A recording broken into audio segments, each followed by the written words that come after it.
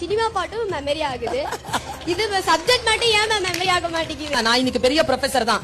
என்னுடைய கார் இதோ அங்க நிக்குது. என்னுடைய ஓன் கார், என்னுடைய ஓன் ஹவுஸ், என்னுடைய ஓன் எல்லாமே எனக்கு இன்னைக்கு ஓன்ல இருக்கு. எல்லாமே நான் படிச்ச படிப்பால வந்தது.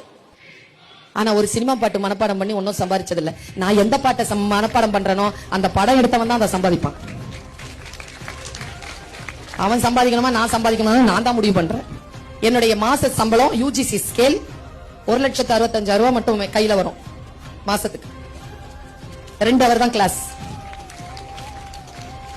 12 CL, 15 ML, 20 EL, private affairs, அப்புறமா செமஸ்டர் ஹாலிடேஸ் எல்லாம் பார்த்தோம்னா ரொம்ப குறைஞ்ச நாள் தான் வேலை.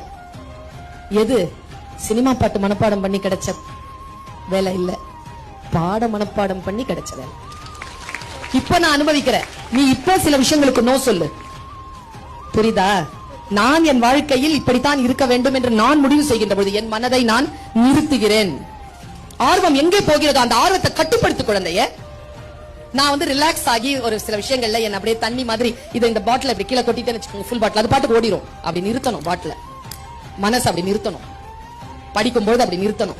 நான் ஒண்ணு சொல்றேன், இந்த உலகத்திலேயே ஒரே ஒருத்தர் தான் நம்மளை காப்பாற்ற முடியும், அது நாம மட்டும்தான்.